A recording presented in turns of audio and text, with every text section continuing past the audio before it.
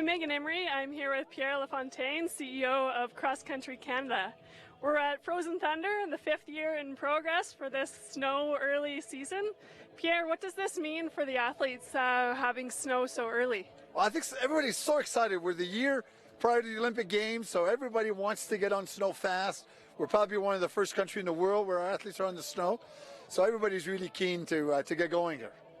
Fantastic. What does this take to get this snow so early? Oh man, like 45,000 cubic meters of snow was accumulated last year. About 5 feet of sawdust on top of it. A week of work preparing this 2K course, and now these, you said these guys are on it. We've got the public on it, and thanks to great work by the Nordic Center staff and everybody else, it's been a great couple of days already. Excellent. Where do you see this going in the future? Well, this concept needs to be across the country.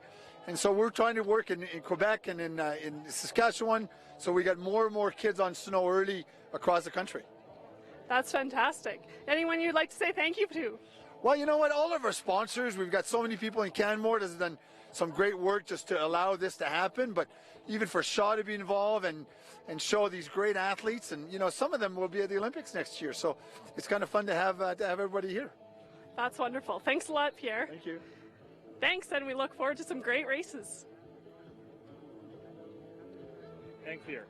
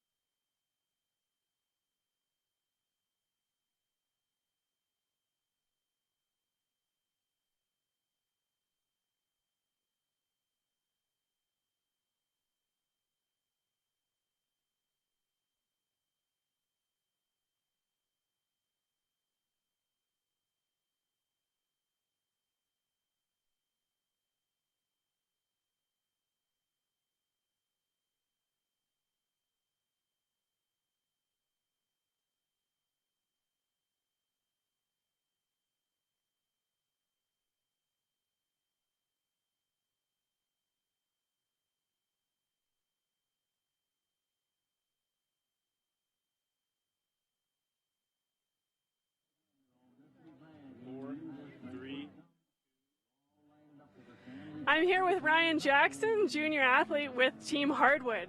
This is your second year on Frozen Thunder, Ryan. How does it feel to be racing here with all the national team athletes? It's super awesome. It's really great to be able to come here and have the early snow time in October, November before hitting the season, and to have all these the best skiers in the country come and race against in November. It's really awesome. We're all really privileged to have this opportunity, for sure. What are some of your goals for the season? My big goal is to rebook a trip to World Juniors after trials, and that'll be my second time going, and hopefully push some results against some of the fast Europeans and all the other international competition. Perfect. So how does Frozen Thunder contribute to reaching those goals? The big thing about Frozen Thunder is just getting that on snow time, so that when we spend 2 weeks or so here and we can get some racing in, and by the time we get to the real race season, we're ready to hit snow. We feel pretty stable on our skis, and yeah, that's pretty much it. What are you focusing on for today's race? Today's race, I'm really focusing on just getting back into the race mentality, but also holding the technique I've worked on all training season and try to hold that through my heats. Perfect. Thanks a lot, Ryan. Thank you. Thank you, and away we go to Frozen Thunder.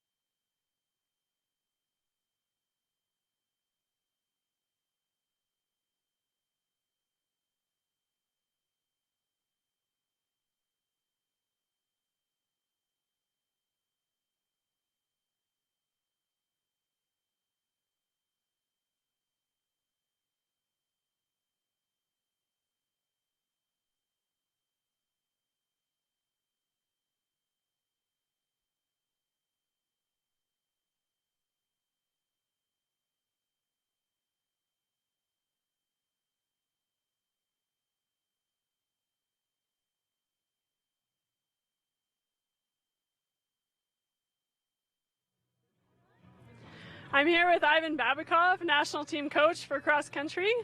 Ivan, I hear it wasn't long since you actually were racing on this course yourself. No, actually last year I was one of the participants, and now I'm on the coaching line, so yeah, I'm pretty happy about it though. It's been a great transition, and I love my job, love doing it. So far, and today was a good day for my guys, so I'm happy. What are you expecting from your athletes today? Today was pretty big day for a couple of guys to take one of the last spots for the World Cup, and Jesse Cockney actually used it, so he won the qualification, so he'll be going to the World Cup. So I'm really happy about that. So, but we have one more race on Thursday coming up, and there's a second spot will be decided then. Who are you kind of keeping your eye out for as an up-and-comer for the national team? There's a few guys. There's some from out east, from Quebec, and then Julian Locke is one of the younger guys that on development ski team right now. So maybe he'll take the next one. Does any part of you wish that you could be out there still racing? A little bit. Yeah, I'm not gonna hide that. Yeah, I'm a bit anxious, but nervous too. Actually, I found myself more nervous today for my guys than I've been for myself when I was racing. But yeah, it's good. I like it. What are your big goals for this season for the team? Oh, podiums, of course, top 30s, some points, yeah, just and World Championship, of course. We need some medals at the World Championship. That will be the main goal. Perfect. And has your training looking promising for that? Yeah, like summer's been good for the whole team, and there's some sicknesses and injuries, but I hope we overcame that. So today was a good marker for us, and some guys had a really good race, showed a good fitness. So we're looking forward for the World Cup starts. Perfect. Well, good luck with the season. Thank you very much. Thank you. On to Frozen Thunder.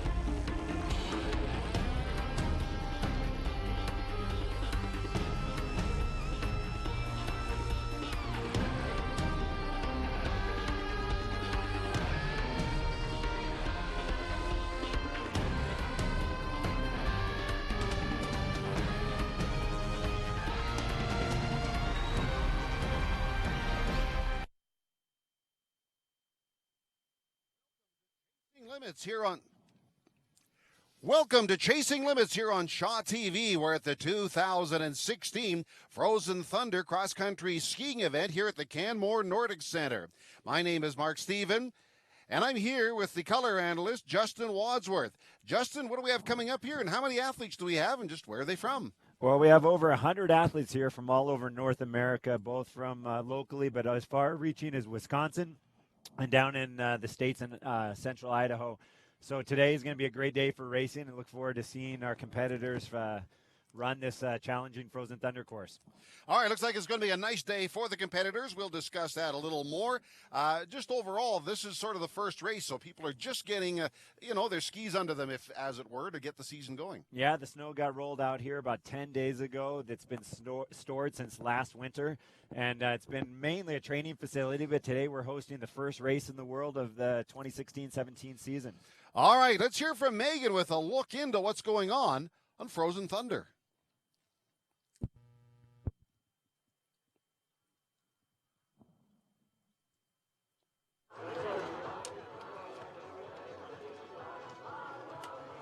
All right, we'll get to that interview momentarily here, but just taking a look at the conditions, maybe just go through what's going on, Justin. As far as the course is concerned, it's a very unique setup in the sense that it looks nice, it looks groomed, but a lot of work went into making this a pristine-looking course. Maybe just some of the background, what exactly Frozen Thunder is. So Frozen Thunder is a project that started here in Canmore about 6-7 years ago. What they do is they make snow during the winter months, January, February, and then they store that snow under a layer of sawdust. They hold that snow. It's there all summer. A lot of people bike by it here at the Nordic Center in the summer, don't even know it's there. And then beginning of October, they start rolling it out, and all of a sudden we got this beautiful ski track here, and competitors from all over the world come here to train in the early season. So it's pretty unique, and there are other places that are doing it. All right, well, you get a look at the beautiful setting that is here. Temperature is right around 0. Is that pretty good for the competitors in terms of what they need and what the snow conditions would be best suited at? Yeah, you bet. This time of year you can get anything, especially if a Chinook rolls through. Yeah. So today is perfect. We're looking at great conditions, a little new snow, and the track should hold up through the whole race. That's the main thing. All right, let's take a look at the early season of things and check in with Megan on a look. Hi, I'm Megan Emery. I'm here with Pierre LaFontaine, CEO of Cross Country Canada. We're at Frozen Thunder in the 5th year in progress for this snow early season. Pierre, what does this mean for the athletes having snow so early? Well, I think everybody's so excited. We're the year prior to the Olympic Games, so everybody wants to get on snow fast. We're probably one of the first countries in the world where our athletes are on the snow. So everybody's really keen to get going here. Fantastic. What does this take to get this snow so early? Oh man, like 45,000 cubic meters of snow was accumulated last year. About 5 feet of sawdust on top of it. A week of work preparing this 2K course, and now you said these guys are on it. We've got the public on it, and thanks to great work by the Nordic Center staff and everybody else, it's been a great couple of days already. Excellent. Where do you see this going in the future? Well, this concept needs to be across the country. And so we're trying to work in Quebec and in Saskatchewan, so we got more and more kids on snow early across the country. That's fantastic. Anyone you'd like to say thank you to? Well, you know what? All of our sponsors, we've got so many people in Canmore that have done some great work just to allow this to happen, but even for Shaw to be involved and show these great athletes, and some of them will be at the Olympics next year, so it's kind of fun to have everybody here. That's wonderful. Thanks a lot, Pierre. Thank you. Thanks, and we look forward to some great races. All right, so that's a good look at what's going on here in Canmore, both on the track and the beautiful scenery surrounding us. But, Justin, let's get to it. What is the format today? What's going to go on? What can we expect to see here today? Well, today is a classic sprint. The track is 1.6 Ks in length, which is consistent of 2 800-meter loops that the athletes will be racing on, and it's called a King's Court format, where It's basically, whether you're a man or a woman, doesn't matter. It's based on your time until we get to the last 4 heats of the day, and then it'll broken down into categories because there are World Cup spots available today. We'll be back with the first round of athletes here at the Canmore Nordic Center for Frozen Thunder 2016. Proud supporter, Limit Series and Alberta Amateur Sports. Visit ycom.ca for details on their full list of communication products and services.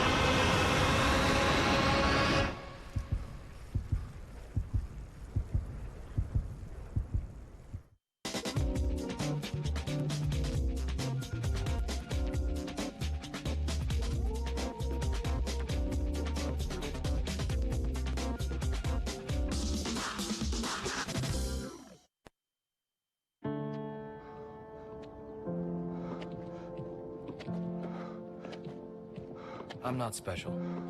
Cancer happens to people all the time.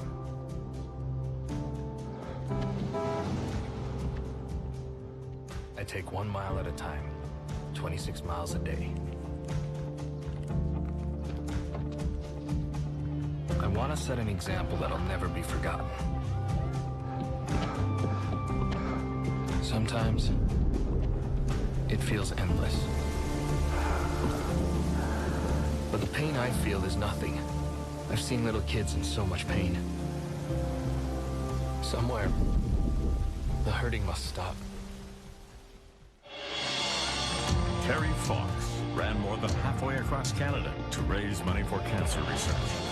Every year, millions of people around the world continue the marathon of hope in his name.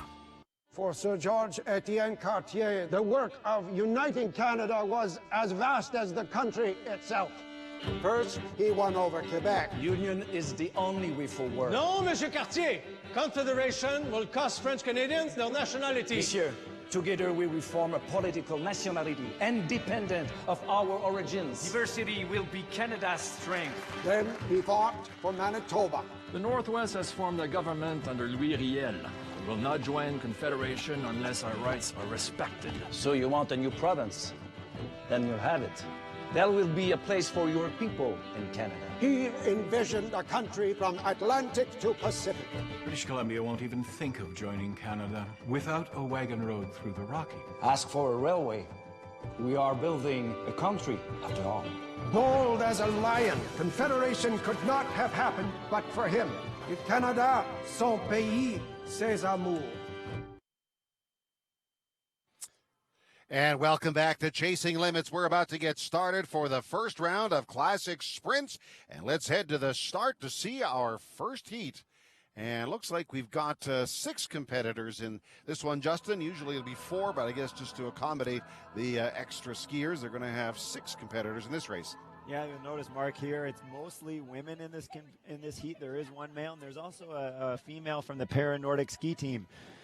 Brittany Hudak, who, as you can see, just has skiing with 1 pole today. She's in the single-arm category of the Paralympics. She's competitor number 135, right in the middle of the screen. Let's maybe just talk about the course right out of the gate. The athletes are throwing a huge challenge. They've got a very, very steep uphill climb. Yeah, they don't get much of a chance here to work into it. It goes right up the first climb, which is the biggest climb on the course. They do this climb 2 times.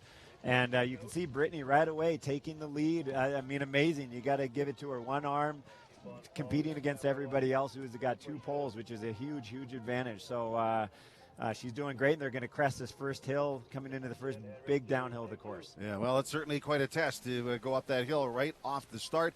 Just to refresh, for those that have just tuned in, what length of course are we talking about here? So the total length of the course is 800 meters. They'll do that 2 times for 1.6 kilometers. And they've done this now. This is their 3rd round of the day that they'll have skied these 2 laps. So it gets quite taxing at the end of the day here. I bet it does. There's the glide by some of the competitors as they get things going here on a overcast day. It's been sunny. It's overall pretty nice day. It is the early part of November, and we got to take what we take kind of thing as far as it goes. Competitor 132, Zoe Picos, goes out to the early lead with some strides there. Yeah, Zoe here is pulling away on this little climb. Looks like Brittany's going to be following her, trying to get on her heels. You know, today is really a day where skis come into play. This new snow looks great on TV, but it's quite slow for the athletes, and their kick wax is kind of gripping that. So we'll look for athletes with faster skis than other athletes. All right. Well, in the weather conditions, though, the temperature is fine. The snow won't be melting or anything. It should just stay as is, I would think. Yeah, you know, even though the athletes have been racing for a few hours this morning, it looks like the tracks are in still great conditions. You can see there it's not breaking down. So still really fair race here and fair tracks for the competitors. Justin, let's just talk a little bit about you, national team coach, now watching things. How's it on the watching side and an observation side of things there? Yeah, after the last 10 years for myself being coaching on the World Cup, it's a little bit different. It's always exciting time of year to get this first race underway, and for me, I'm just glad to be part of it here at the Shaw broadcast and watching these athletes get their first licks at the ski racing season this year. All right, Zoe Picos maintaining the lead, and again, this is going back near the start, and then they'll come up to that giant hill we talk about where they have to climb. She's well in charge. She's using both poles. Is that tactics related to the snow or related to the hill that she was doing a little earlier there? Yeah, it's related to the terrain. So the athletes will be doing what's called double pulling on the flatter sections and then diagonal striding. So they'll be using the kick wax on the right underneath their foot on the ski for the climbing. This is kind of your classic cross-country ski technique here. And then over the flats and gradual uphills, they'll be double pulling using both their poles and just pushing their skis along with that. All right, watch the competitors. There she is. Yeah, this looks like a pretty cruisy race for Zoe here. She's got a nice lead. But, you know, if a competitor goes out a little bit too fast on the early part, even though this is about a 4-minute race, they can really pay the price on the last couple parts of the course where they're small uphill. So we'll have to watch that and see if she didn't go out too fast. Kate Granstrom, a few strides behind, and the rest of the field making up some time as they come over the hill. Yeah, you know, you can see these athletes. It's getting a little bit split up early here. They're coming to the finish. It looks like we're going to be racing kind of 3 different groups of couples here. So we'll see. There'll be races within races here. Right, and this is a timing round, so this is just to get things set up. It's a case where later on we'll have medal rounds and the gold, silver, bronze type format, but right out of here, this is pretty much a timing round, isn't it? Exactly, Mark. Yeah, these are the athletes that have been seeded down in this first grouping, and as we see the groups and go on, we'll see faster and faster athletes all the way till the men's A final. All right, well, watch the competitors. They're coming down the stretch. We'll get a few more going in the next little while as we're chasing limits here on Shaw. Frozen Thunder. We're in Canmore. We're enjoying things, of course, chasing limits. Some of these young athletes are just learning about the big-time national, international circuits, a chance to sort of get used to what's going to be needed if they hope to progress in the sport. So that's the limits that they want to expand, see how good they are or can be, or I guess when you get right down to it, need it to be to advance on the world circuit. Exactly, and that's the great thing about a race like this is these athletes get to race side by side with the best in the world. We have Len Valius competing today for the national ski team with 5 medals under his belt on the World Cup, and then you get an athlete like Zoe here that is a developing skier, younger athlete, and she gets to race on the same course as Len Valius. So it's a really great opportunity. You see Zoe coming down the finish now. Double pulling, speed looks good, tempo still looks good. She'll take a right turn here into the finish, and right into the finish, and she'll take this race easily here. All right, crossing the line, first position, Zoe Picos, a junior woman competitor. Next up, Kate Granstrom, also a junior woman, and both of those skiers have substantial leads. The rest of the field coming across. Great race for Brittany there again with one arm. Para-Nordic ski team beating a couple athletes. I mean, that's just amazing. Jessica Roach checking in. Laura Anderson coming in as well. And there's Grant Novak, a member of the senior men's team. So we've got that one underway, and we'll get some more races going here in a moment because we're having a lot of fun here on Frozen Thunder on Shaw. And we'll get the competitors going, and then they'll reseed and see what comes up. Next, we're going to have 4 competitors on the track, though. That's the more standard format. Yeah, 4 competitors here. You know, there's only 3 tracks, actual tracks around the course. So with 4 athletes, there's 1 athlete that's going to be left without a track to go in. So that athlete in that last position can hop behind somebody else or kind of find their own way in front there. So Zoe Picos is first. Kate Granstrom is second. Here's the next group of competitors. There's the 4 of them. Emma Holmes, Michaela McLean at 131, Anna Zimmerman 127. There's the Horn and Shiloh Rousseau at 121, and they're off to a good start right out of the chute, and we'll get things going again. They have to go right up a hill, so a lot of tests right out of the gate as they get things going. Yeah, not a lot of chance to get the double Ease pole into it, going. Yeah, but they start. You can see one athlete there from the Rocky Mountain Racers choosing the double pole much further than the other competitors up the hill. Now, that could mean she has a little bit slippery skis, or it could just be her strength of her technique. She chose to do that, but it's still a pretty tight race going to the top of that first climb. Yeah, first climb is a tough one indeed, and they'll come down right by our location and pick up the rest of the course. Mark Stephen and Justin Wadsworth here as we talk about the competitors, the athletes, and the opportunity to compete. Yeah, they come over the crest of the hill and they'll tuck it in and come down. This is, Mark, where we can really see the athlete skis here, you know, especially with those first 2. They're pretty close to each other.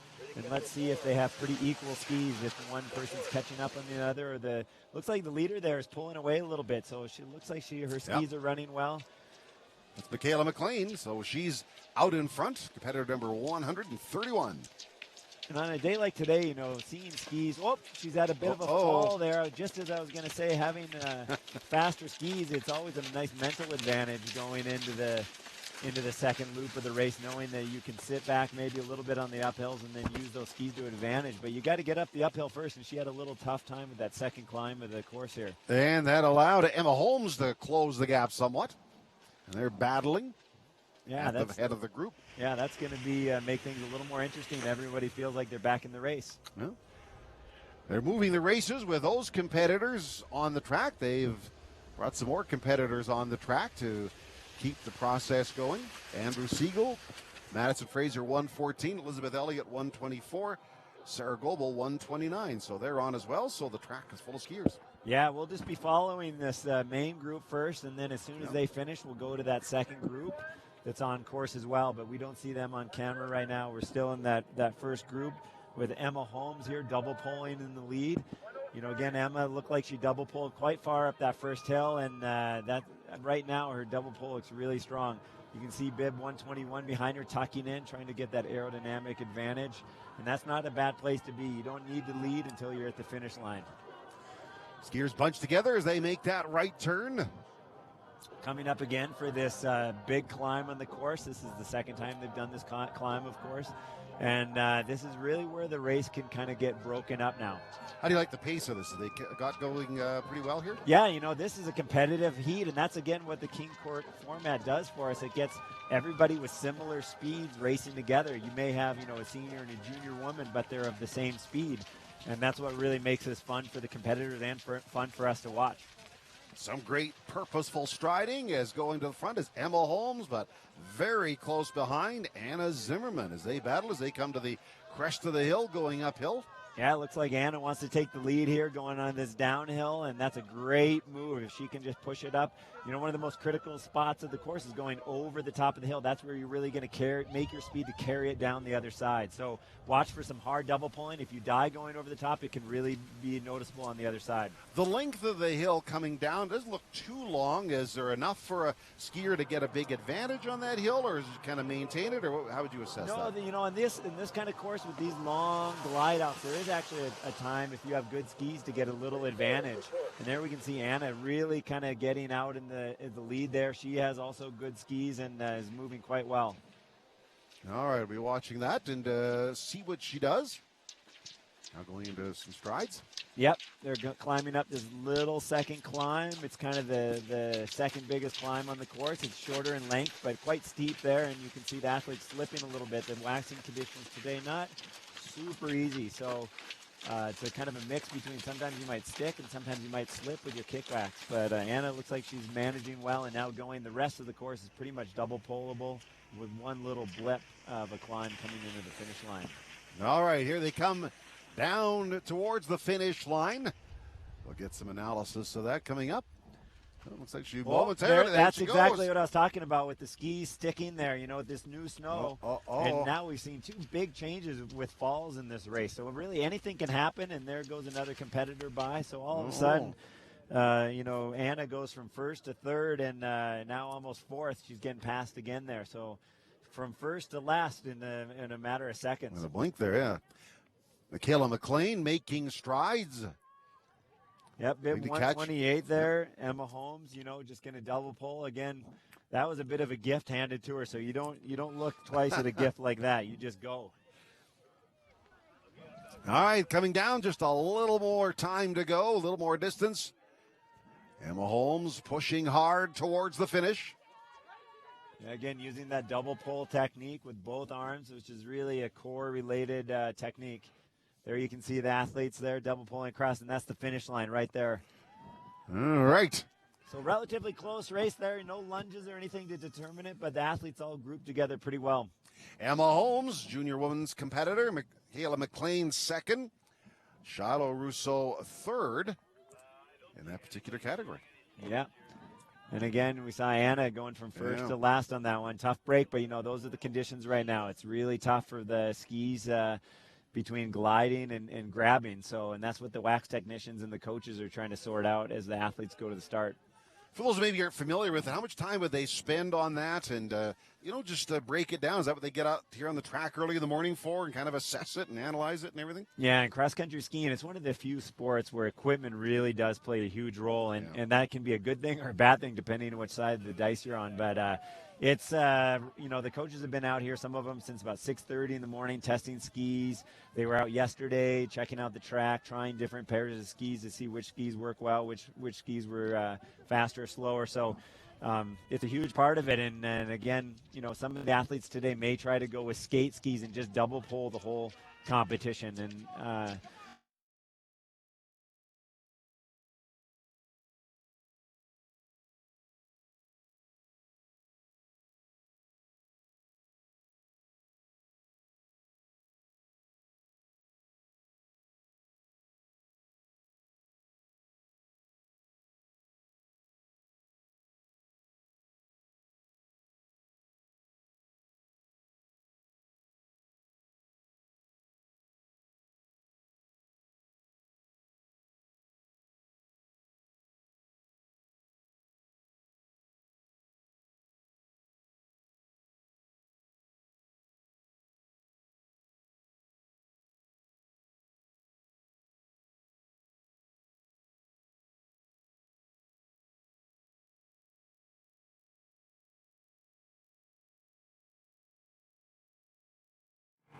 There's the competitors at 119, Chiaki Yamamoto.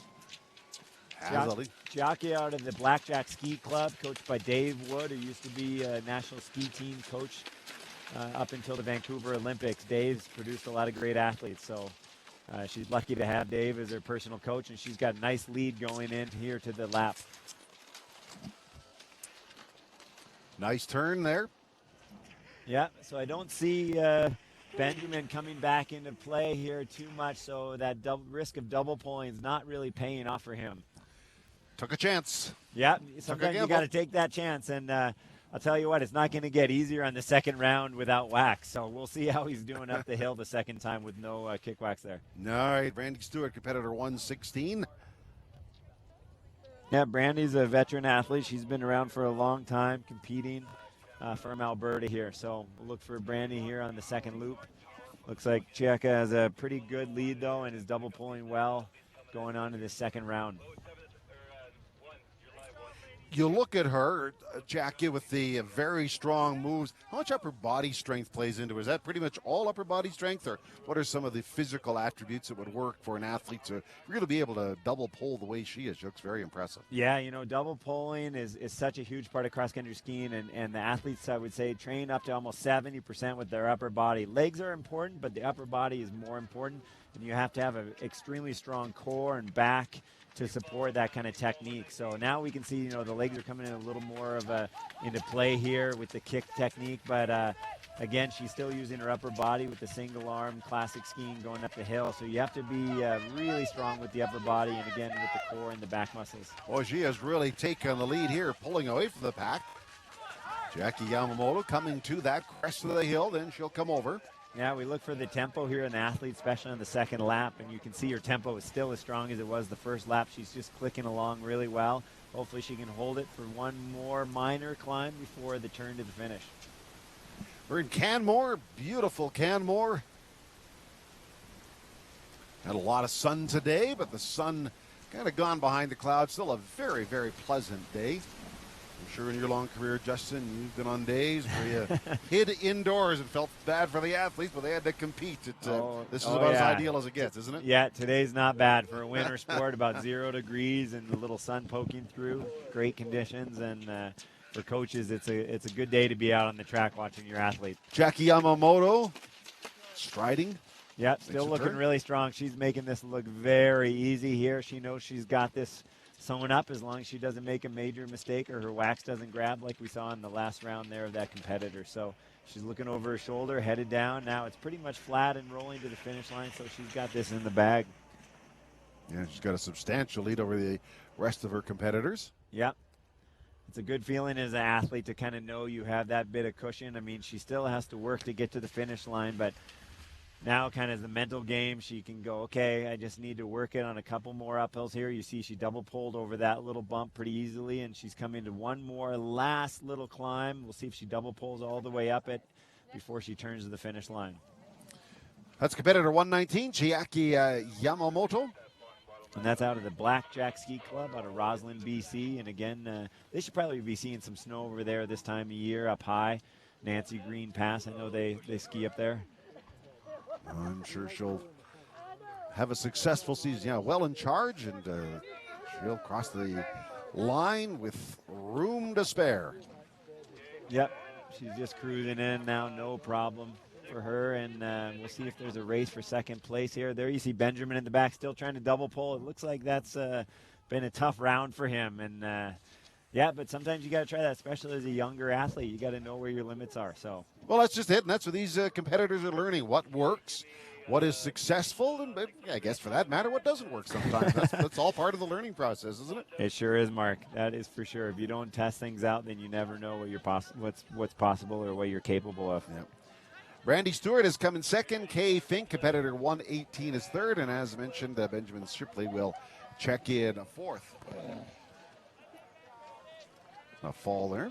Yeah, you can see that one. That's that's again just where the wax may have kind of grabbed a little bit, and you can see there. So skiing are coming. Those are the two crashes, and both of those I would say are wax related. Yep, Emma Holmes and Michaela McLean. Yep. All right, another set of competitors are on the line. 58, Mark Ardennes. 104, Chelsea Holmes. 57, Eric Brush. There it goes. And a 52, Donnie Boak. Yeah, again, you can see here we have a Paralympic skier, Mark Ardennes. Here, Mark is a multiple medal winner on the World Cup for the Paralympic team, and yeah, he's a great athlete. He and Brittany both just competing with one arm here, which I can tell you is a huge disadvantage. And you see bib 52 here running out of the track. That could be a strategy with wax. Maybe they picked a wax that only works out of the track, and then in the track, that wax is going to be quicker than the other athletes. So he ran that first uphill. That takes a lot of energy, though, so we'll see if he can maintain that pace. Well, that's Donnie Boak, who's at the top already, coming over the crest of the hill, as the competitors, again, have to go up quite a steep climb right out of the starting gate. Donnie with a huge lead up that first hill. You just don't see that often, that the other competitors would let him go either. But, that is a risky move. This is only a 4-minute race, but in 4 minutes, you can surely die and pay for it. So we'll see if Donnie can keep this rolling. He's, again, right out of the track with that kind of running technique, and you can see starting to slip now. I'm going to guess that he's going to have a hard time on the second lap, but let's watch for Donnie. If he can keep this up, it'll be a great race. Well, like you say, if he spend it all at the start, there's a price to be paid. That's for sure, Mark. And now he's looking over his shoulder. So, you got Mark Arenz, who's a veteran. Look at Mark there, the Paranordic ski team, come in with one arm, and he's already made up some space on Donnie. So I'm gonna say let's watch on the next big climb that they've already done one time when they make this lap turn and do the big climb again. We'll see how Donnie's doing. That running technique, that costs a lot of energy. Well, he's digging in, going down the hill, but you're right. Competitors right in his sight. Yeah, and again, look at Mark Arenz. Like, that is just incredible skiing with one pole. Double poling, I mean, there's a reason they call it double poling. There's 2 poles. Yeah. Mark double poling with one pole, and that's just the guy is just an amazing athlete. He does biathlon as well, so he's a great shooter on the World Cup for the Paranordic team. And look at Mark go, just amazing. But Donnie still has that lead there, and we'll watch him up this next climb. This will be exciting to see what Donnie's got. You can see he's just scrapping for it. He's going for it. I'd love to see that of these young competitors. Well, he certainly is. He's pushing hard, but as you say, is there enough in the tank? We're going to find out as he comes up to the crest of the hill again. And yeah, here we go. We'll just we'll watch him come up this climb here. Again, using that running technique with the wax not working in the track. Now, Mark's skis, on the other hand, look at, there goes Mark right by him with good wax. Just like I said, this is a short race, but he had a 100-meter lead almost a minute into the race, and now he's paying for it. But Mark just flying by him, and Donnie's still going to try to hold on to Mark. He's got advantages there having 2 poles with Mark's only 1 pole, but Mark is a really smart racer and very fit. Coming over the crest of the hill and in pursuit is Donnie Boak. Yeah, there you see Mark gliding down. Of course, Mark, with the amount of racing he's done, his experience, knows what skis work well, and I'm sure he's got a great pair of skis underneath his feet today. Donnie probably went for more of an aggressive wax job today and is running out of the track. But Chelsea Holmes and Eric Brosh behind, well behind. So we basically got a split race, 2 at the front and 2 trying to keep up. Chelsea out of Sun Valley, but not far from home here. So she likes coming to the Canmore area, and I think her boyfriend's in Banff here, so she's close to home and enjoying the training up here on Frozen Thunder. Who doesn't like coming to Canmore? World-class spot right at the western edge of Calgary. So easy to get here. Yeah. Sometimes, and I'll put my hand up, we take it for granted at times. No, we do. I've lived in here in Canmore for about 8 years now, and every now and again I wake up and look up in the mountains and pinch myself because it's a pretty amazing place. You can see Mark again working his way here to the finish line with that single pole, just using his core, throwing his body out in front there. And I'm really impressed. I think Mark is going to have his best season yet. I've never seen him ski this strong, especially this time of year. So great race for Mark here going into the finish line. What power. Yeah. Amazing. Yeah. Next time you're off cross-country skiing this winter, folks, try skiing with 1 pole. It's not so easy. Try with 2. That's a challenge. He crosses first. Yeah, skiing with 2 is enough of an issue alone. And we'll see if Donnie can hold on to second place here coming to the finish. It looks like he is just going to hold on for second place there, junior man. Donnie Blake, that's a good race for him. I think he went for it, and he's going to get second place, so good job. Chelsea Holmes, senior woman, 3rd, and Eric Brosh, junior man, number 57 is his bib number. So there we are. That's the result of that race. So that's just a really good example of this King Court format work. You have a Paranordic skier, a junior man, a senior woman, another junior man, and they're all racing together and keeping things competitive and pushing each other. So really interesting format, and I really like the way that the races kind of unfold today when you have this King's Court format. All right, well, we'll get to some more competition in a moment here. Competitors have already been we weren't here, but televising, but the competitors have already been on the course a couple times, so they're familiar with it and learning some of the nuances of the course today. Yeah, it's noon now, and they did their first round today at 9 o'clock, so they've been out here working the whole time. Number 37, David Walker. 47 is Carlos Rose. 49 is Alec McLean, and 53 is Ian Williams. Yeah, Ian here. So again, this looks like a all younger male group here. Let's see if anyone's chosen to double pole. It looks like the Sun Valley skier, bib 47 there, Carter Russ, has decided maybe, we'll see. No, he's going to break out into stride. So he decided not to double pole and go with the classic kick wax underneath the foot there. Justin, what about it in terms of the competitors? Where are most of them from? For those who are just tuning in, were they Calgary? Are they Quebec? You did mention there's a couple of American skiers in here. Just what's the sort of breakdown? Yeah, so, a majority, the Cross Country Canada is based here in Canmore. So a lot of the athletes do live here in Canmore, but we have some training center athletes. There's 3 training centers in Canada. Thunder Bay and Quebec are the other 2 outside Canmore, and we see their teams here competing against Sun Valley. The athlete here in the lead right now is from Sun Valley, Idaho, competing for the U.S.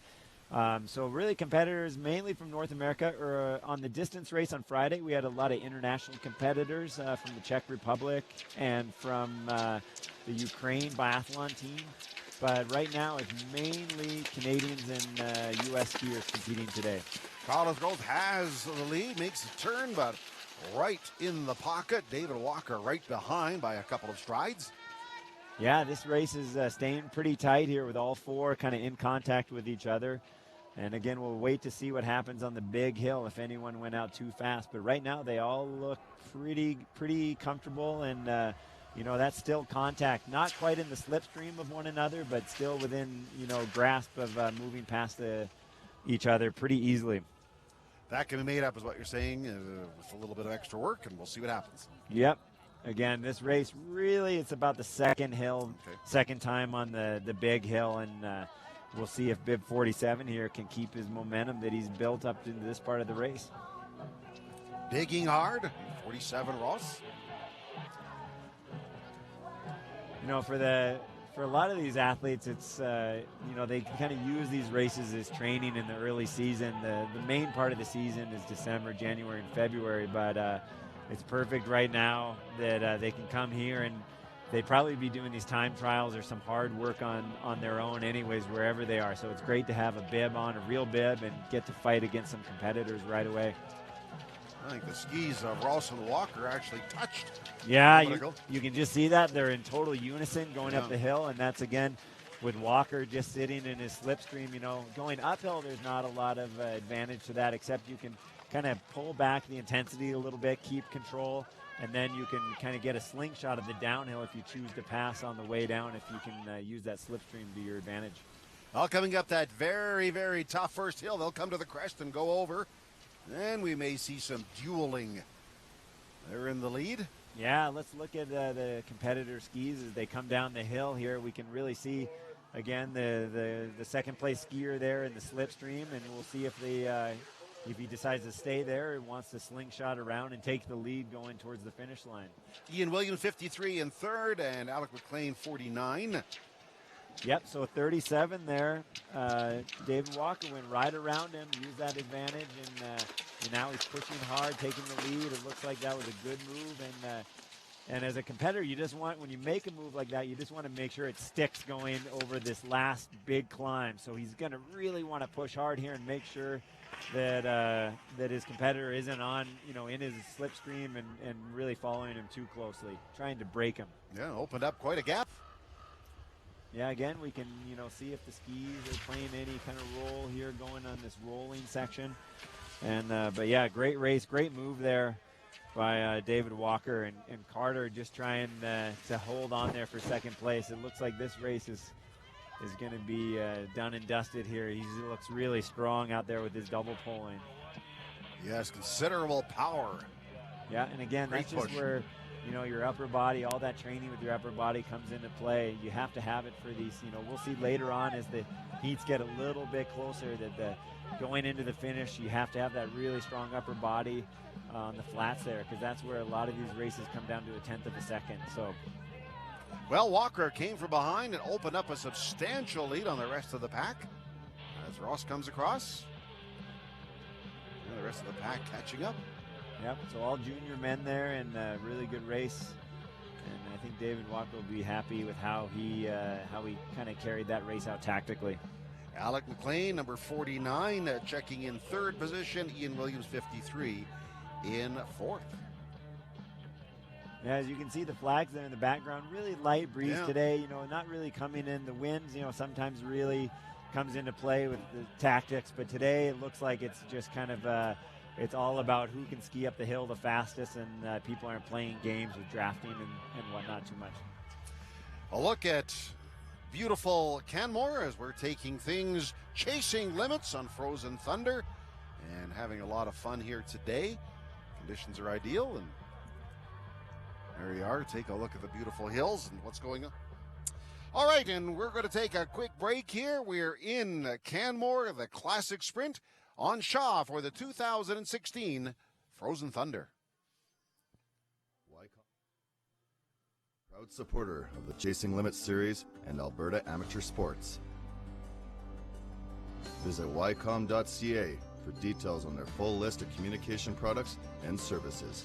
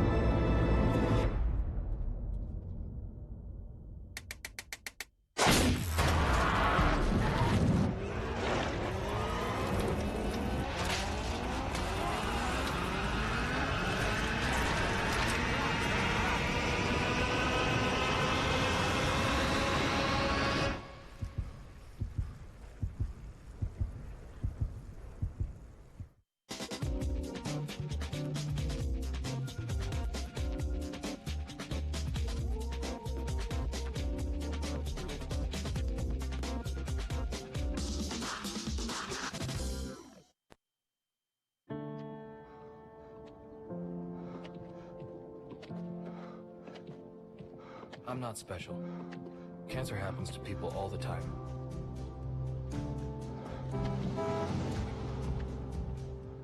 I take 1 mile at a time, 26 miles a day. I want to set an example that'll never be forgotten. Sometimes, it feels endless. But the pain I feel is nothing. I've seen little kids in so much pain. Somewhere, the hurting must stop.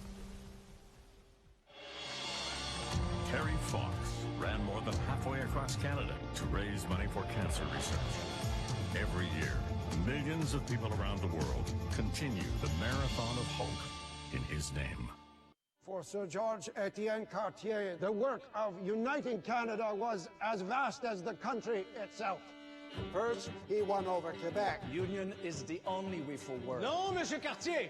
Confederation will cost French Canadians their nationality. Monsieur, together we will form a political nationality, independent of our origins. Diversity will be Canada's strength. Then he fought for Manitoba. The Northwest has formed a government under Louis Riel.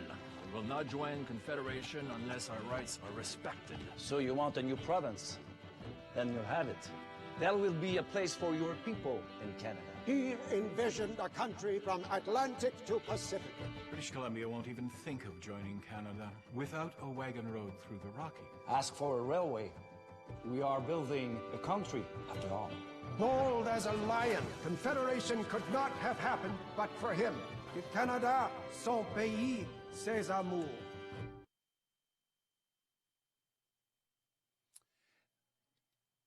It's Frozen Thunder from Canmore. There's a beautiful shot of the fluttering Canadian flag. I'm with Justin Wadsworth, longtime coach. And Justin, I want to talk about young athletes. We talked about some of the junior athletes. If a young man or woman comes to you and likes the sport, maybe they're watching this right now and says, you know what, that looks like a lot of fun. What will you tell them, and what are the sort of expectations you have? You know, cross-country skiing is one of those sports that really takes a long time for an athlete to develop.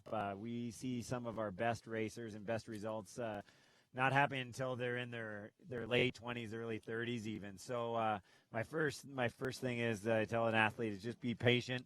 You got to do a lot of work, make it fun, keep it fun, and eventually, you know, with a lot of hard work and the right training and kind of the right coaching along the way, an athlete can get to the point, you know, where they're going to the Olympic Games. But up to that point, it's just really about patience and putting in a lot of time. And really, an athlete at 21 years old is still a relatively developing athlete. So, all right, well, that's some good advice, somebody that's watching. And Megan had a chance to discuss what it does take to develop an athlete from amateur to the World Cup.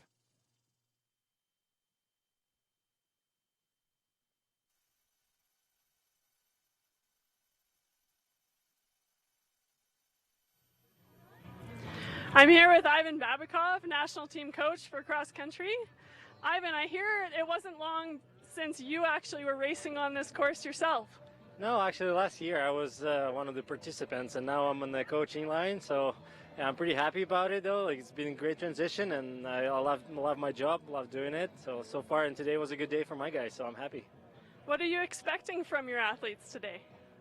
Today was pretty big day for a couple of guys to take one of the last spots for the World Cup, and Jesse Cockney actually used it, so he won the qualification, so he'll be going to the World Cup. So I'm really happy about that. So, but we have one more race on Thursday coming up, and there's a second spot will be decided then.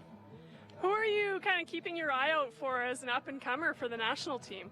There's a few guys. There's some from out east, from Quebec, and there's Julian Locke is one of the younger guys that on development ski team right now. So maybe he'll take the next one. Does any part of you wish that you could be out there still racing?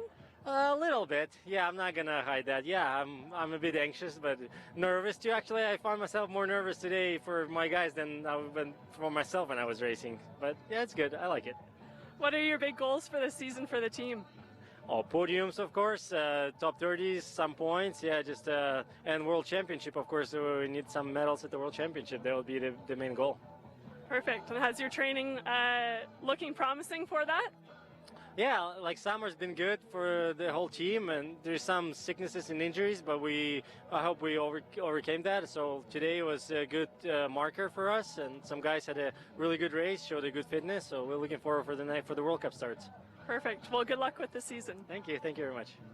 Thank you. On to Frozen Thunder. All right, let's head to the start of the second round of heats. We're going to get that going in a few minutes here and discuss the second round of the format, maybe discuss what's coming up as far as the competitors and athletes are concerned. Yeah, we're going to see again now the better athletes as we get later and later in the races here, with the very best being the last two heats with the senior men and the senior women. So right now it's mostly juniors. We will see the junior men's and women's final just before we see the senior men's and women's final. All right, so we'll be watching that as you get a nice look at the mountains. It's a little cloudy and overcast, but still a very nice day. A couple of flakes of snow have fallen, but still a very, very nice day for the competitors and the athletes here in Canmore at Frozen Thunder. The great competition on chasing limits as some of these athletes get a chance to step it back up and learn what's best for them, how they can improve their standings. We've got 44, number 51, you can see most clearly, Derek Stollery. 42 in the back, Silas Lang. 28 is Larkin Wasmuth. And 44 is Bjorn Schuh. Again, younger athletes here, and we talked about development. And, again, these athletes aren't looking at, using this race to qualify for anything. They're just trying to get their feet wet, try to figure out how their training's been going during the summer, and, just basically work on their technique at a kind of a race pace, and their coaches will be videotaping and really watching these heats closely to see exactly how their athletes have been progressing this summer and fall. You mentioned a moment ago about the athletes and they get in the program and the system. It's going to take a while for them to hit their peak. At what age approximately do athletes hit their peak? You know, for women develop a little bit earlier than the men. We see women, that are doing well in World Cup in their early 20s, but for men, it really takes until, really can't say 25.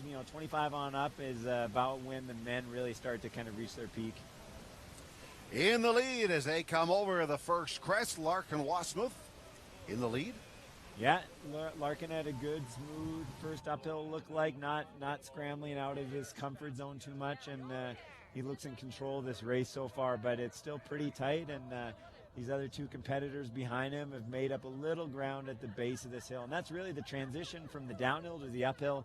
It's kind of a skill in itself. You just don't basically just all of a sudden break out of your tuck and start racing. It's really a bit of a technique thing there to come out of a tuck and right into a stride. So good job from those other two competitors. Larkin has the lead. The other three, though, are bunched up, trailing behind. You can see that right now today doesn't seem like any one track is faster than the other. They're choosing all different tracks, which is a good indicator that the conditions are fair here and holding up well. A lot of times we'll see all the athletes just bunched in one track that's been the most skied in, but here it looks like all the tracks are equally as fast, and the conditions are just amazing today. Off and skiing in a tuck. Yeah, again, really fast section of the course here, but you got to maintain that tempo in the double poling. And it looked kind of effortless there, but every time they push down with their poles, they're using a really large amount of muscles in their core and back. So it's imagine doing sit-ups at the gym. It's like doing that over and over and over again, basically not stopping. All right, Larkin has the lead coming up to that hill again, right out of the gate. Yeah, you can see pushing the double roll pretty far up the hill, and then again, nice stride. Little slip there, little slip again, but a few slips like that isn't a bad indicator. It means your wax is right on the limit, and as long as you can get up the majority of the hill without slipping, you're doing well. So I think his skis look good. His coaches have done a good job with his skis, and he's doing a good job with his race here. He's just walking away with this one. Yeah, Larkin in charge over the crest of the hill, and coming down, pushing behind Derek Stollery. Yeah, Derek using a little more double pull technique over the top here. There you can see again just the tuck aerodynamic. It's not quite as low as tuck as you see in alpine skiing, but again, you got to think cross-country skiing, you got to conserve your legs a little bit. So you see the athletes standing up a little bit more than they do in alpine skiing when they tuck. Nice push to stay ahead. Yeah, you can see him hopping out of the track there, running again. Wax maybe not working as well in the track as out of the track, so choosing to get out of the track and kind of use that running technique to get himself up and around the corner here. Is it a bit of a game to decide how much wax to put on? In other words, if it's not enough, some things can happen, and not all of them good. If you put too much on, and that could cause some problems as well. Yeah, either way, it can be a bad deal. If you go for too much grip, you can really pay the price with speed, and too little grip, you're going to have to work too hard on the uphills. And that we see that even at the Olympic level. Like, it's all about the skis in some races. All the athletes are super fit, and it comes down to just the ski preparation. That's why teams like the Norwegians have already put over $2 million into the testing for the next Olympics, which are in Korea. On wax? Yeah, just testing in the Korea site and on wax. $2 million just for testing on the Korean site so far for the Norwegians. I'd say they take that pretty seriously. Wow. All right. Yeah, but here you can see our competitor. He's got this well one ahead. Yeah. No problem coming to the finish line. That was a really good, well-skied race. Larkin Wasmuth, the junior man competitor, coming in first position. Derek Stollery in second, competitor number 51. Silas Lang, number 42, another junior male competitor, 42, and Bjorn Schuh coming in fourth, competitor 44. Yeah, so again, those are all junior skiers, and look like all those skiers, the next, those were the kind of the second best of the junior men's category. We'll see the final of the junior men's coming up, but that was kind of the 4th through 8th place in the junior men's category. All right, here we go with this competition. Colin Ferry, competitor number 21. Number 46, Thomas Hardy. 13, Eric Byram. And 38, Kalen McLean. So you can see a couple of these skiers in the same ski suits from Blackjack Nordic. And, you know, cross-country skiing isn't normally known as a team sport, but for sure in a race like this, there can be some team tactics. So look for that out of these two skiers from Blackjack. Most of the time you're looking out after yourself, but occasionally if you're not feeling super great, you can work with your teammate and give them a little more of an advantage. And there we go. They're out of the starting blocks quickly. Yeah, again, using that double pole technique. And again, it's always interesting to see here if the athletes are going to go for wax or waxless. And I think that Eric Byram is going to double pull this. He hasn't started striding yet. So again, now this is going to be really interesting. He's in second place right now, so he's doing well. And on the downhill, he can only move up without that kick wax under his feet. So 38's got a nice push. Kayla McLean over the top of the crest of the hill in first position, but all four bunched up. Okay, now really look for number 13 to just fly past the leader here towards the bottom of this downhill with those skate skis. This is where, especially in the transition after downhill, you really see the skis work. There you see him. He's going right by him. Although the leader skis there look pretty good for having kick wax on. They didn't look too slow.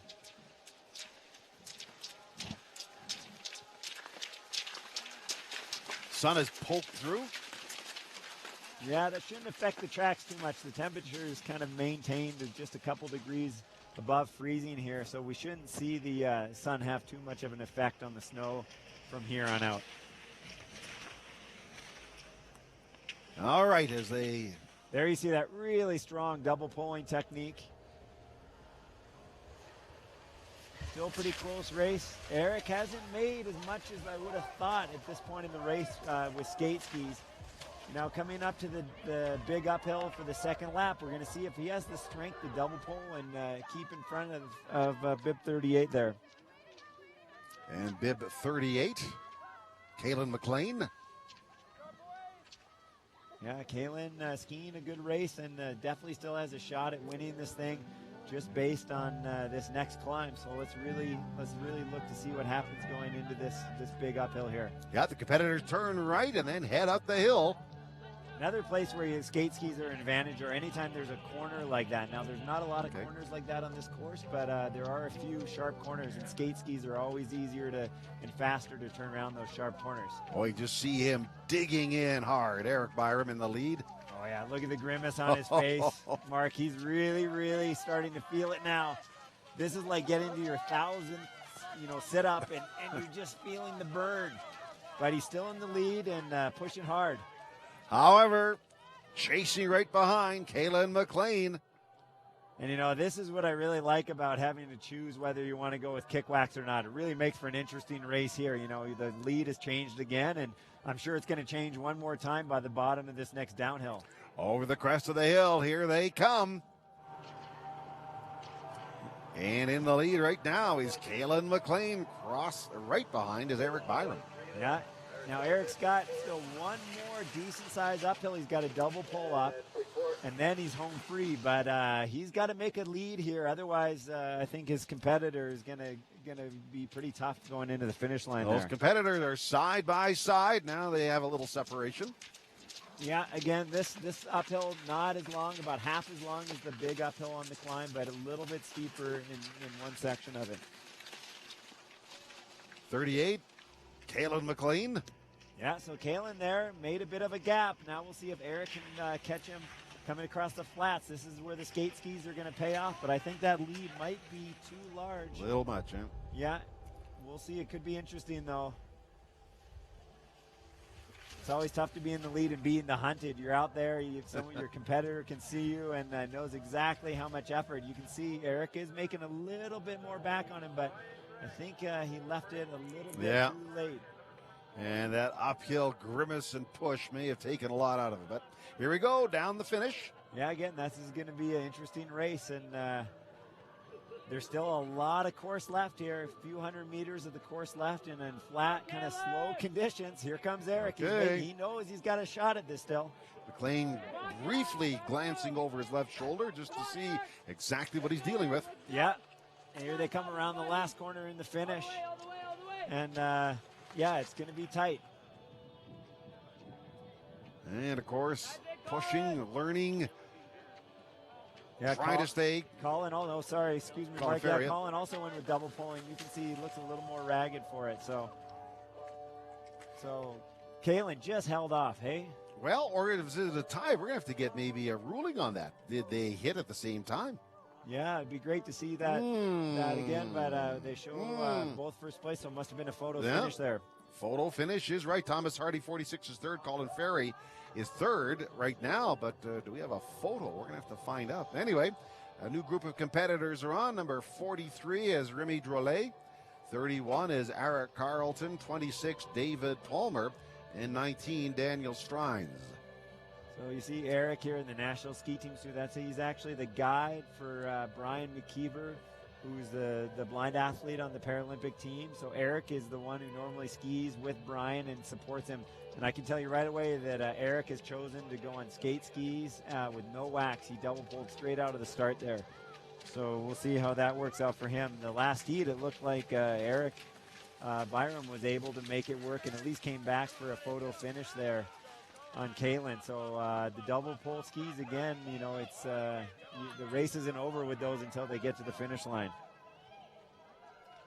As they come to the crest, David Palmer, 26, pushing, driving, now over the top of the hill. Again, David Palmer, one of the athletes out of Blackjack, coached by Dave Wood. They're well represented today. Their athletes are usually among the top of their category. See a U.S. athlete in this competition as well. 43, Remy Drolet battling as well as they're out front of the pack. Drolet and Palmer digging. Yeah, so here we see the teammates both working out the front. Again, the wax a little bit tough, but hanging in there. They still have kick. They didn't have to get out and run too much. We can see Eric in the back just double pulling, still staying in contact. So Eric's not out of this thing yet for sure. The four of them relatively close together. Yeah, Mark, and as we saw in the last heat, a lot can happen between here and then the lapping or the finish line. So let's watch and see if Eric can really double pull back up into the lead part of this group.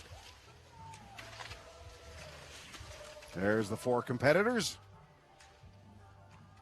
staying in frame. I see Eric making the move there. So he's got one person he went past with those skate skis. But again, you know, coming into the bottom of the big climb, it's I know as an athlete, you really are getting psyched up for that mentally if you're going to double pull up it, because it's not easy. Palmer digging in, 26. There's Drolet behind, 43. And double pulling, both pushing hard.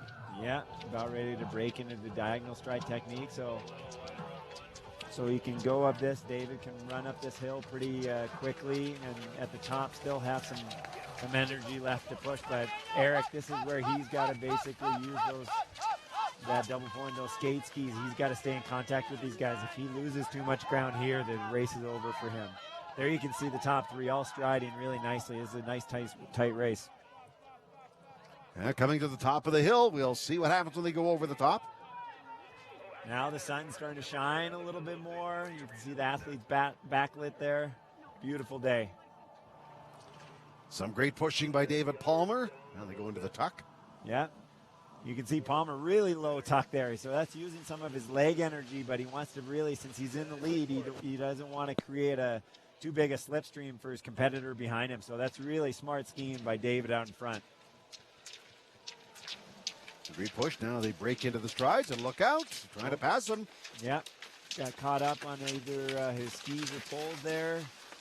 But Palmer maintaining. It looked like second place was going to make a move there, but just with that little tangle, kind of lost his momentum, and the gap for Palmer opened up a bit.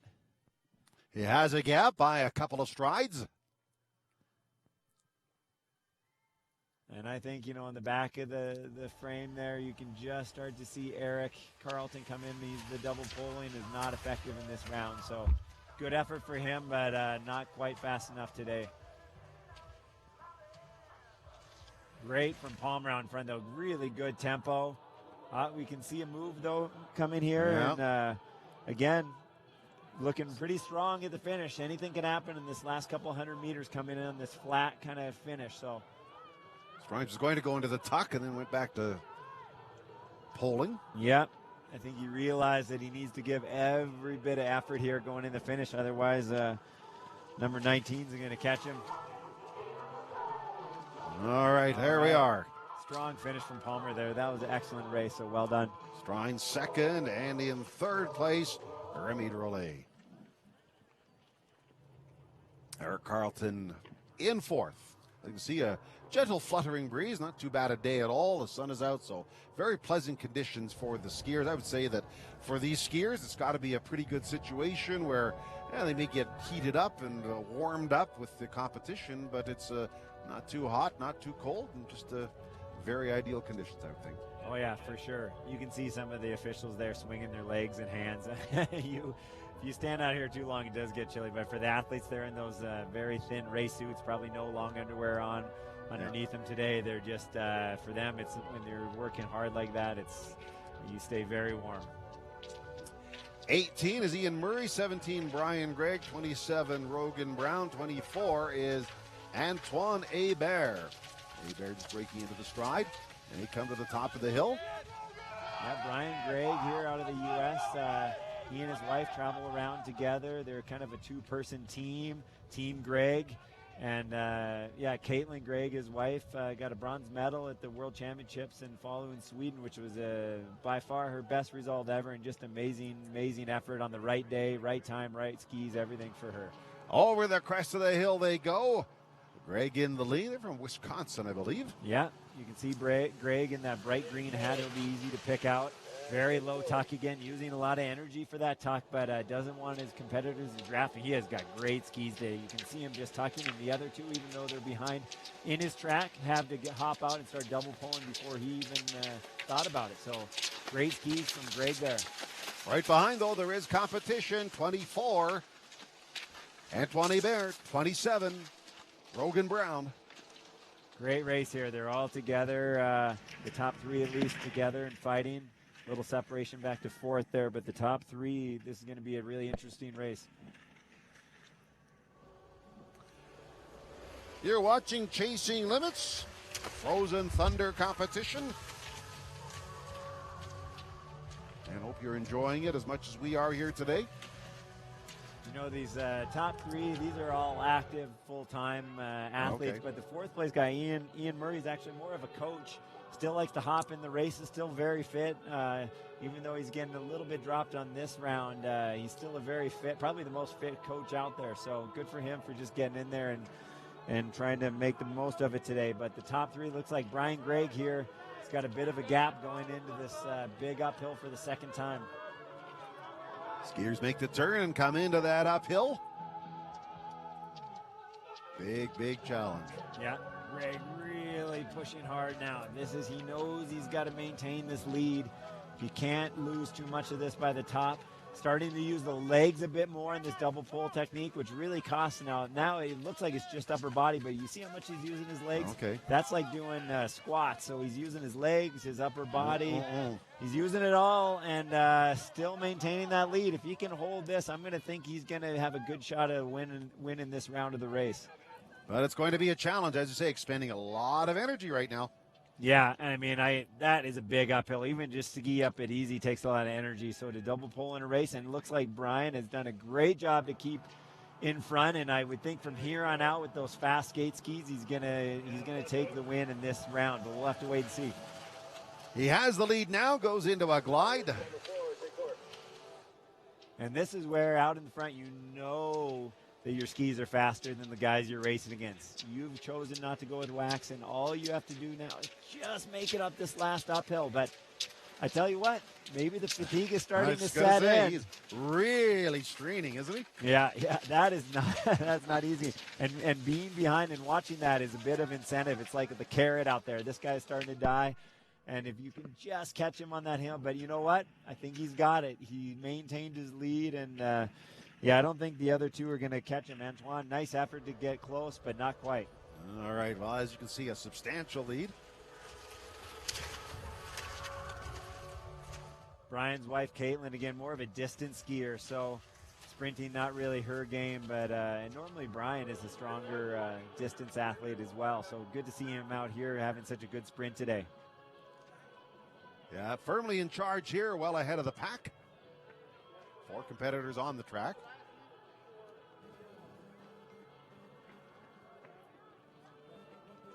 Ryan Gregg digging in. Yeah, final little push here to the finish, and he'll be happy to have this one done. And you know, these competitors, after they're done racing a heat like this, they'll go out and train later on today, which just is amazing. So they're doing normally 2 workouts a day, and they'll take a little break this afternoon and go out later. So that's what it takes to get to the top. No breaks even after a huge competition. Yeah, exactly. All right, that's Ian Murray, competitor 18, checking in.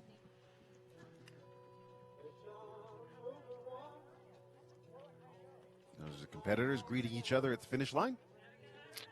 Yeah, you know, cross-country skiing has always been a sport where you really respect your competitors. So everyone's out here really working hard and doing their best. Yeah, there's an earlier fall that allowed a lead to switch hands. And there's the competitors. You can see the athletes there where they're finishing today is on the biathlon course here in Canmore. So it's like cross-country skiing, but they're shooting rifles.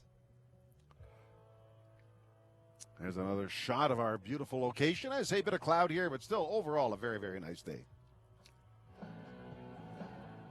And Jack Carlisle, number 16, to the right. Inside him, Cole Morgan, competitor 6, Russell Kennedy, and Matthew Gelso.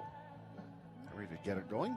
Yeah, Matt Gelso has been competing for the U.S. for a long time, and yeah, strong competitor out of the Sun Valley Ski Club. So again, kind of that American influence up here.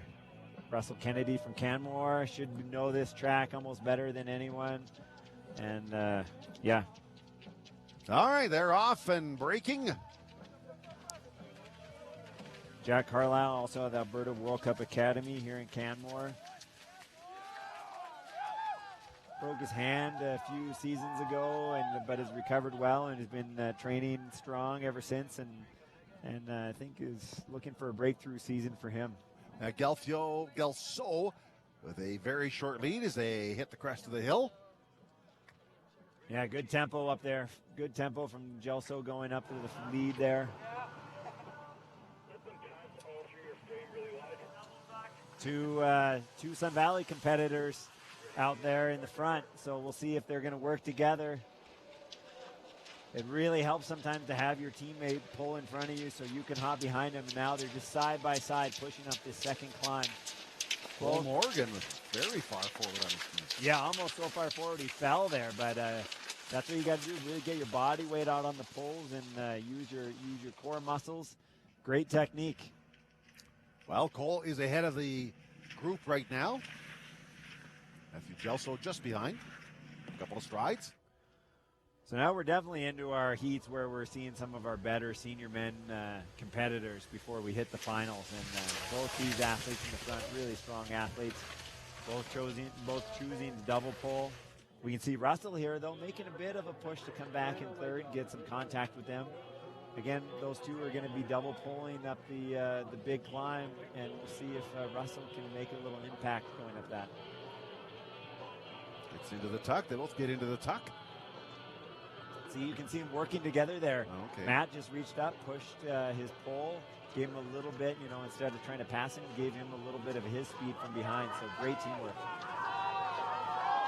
In third position with bib number 6, Russell Kennedy. Yeah, Russell keeping it close here. Yes, I like it. This is great. This is going to be exciting going up this final big climb. All right. Cole using that really, really aggressive forward technique. That's some of the best double pulling I've seen today. So good on Cole. Really aggressive, really strong. He's dropping his teammate and his veteran teammate, I should say, Matt Gelso. So, good work, Cole. Really digging in. As they get to the top of the hill. Yeah, look, has slight. Cole looks over his shoulder just to see where Gelso is. It looks like Kennedy's not going to be a factor from here on out. It's just going to be the two Sun Valley athletes out on their own. Gelso still with a good shot at this. We'll see if he can get back in his slipstream here, and Cole's slipstream as they go into this last little climb. I say little, but it's still pretty steep, and you're going to see some hard work. We're chasing limits. Frozen Thunder coming to you from Canmore. Okay, Gelso right there, but not quite able to get on his tails. Cole still looking pretty strong there. We see the other two competitors in the race with the kick wax. Now Cole with really high tempo. He's just like, I got to get over the top of this and get towards the finish line. Pulling away from the pack a bit. Yeah, I think Gelso there had a little bit of a hard time with that short, steep hill. But as we've seen in the other rounds, a lot can happen between here and the finish. Gelso being a little bit older knows how to play this game. So Cole Morgan, number 15, digging in. Yeah, you can see the tempo really coming up high there. The stroke length really shortening. And I don't know, Cole looks pretty tired coming to the finish here. Another look kind of between the legs at his teammate. Not far now to leave it, so I think Cole's going to get this one. Gelso keeping it close, but was going to end up second in this round. All right, well, they had a great race, great competition, very aggressive digging in and very aggressive push to the finish line.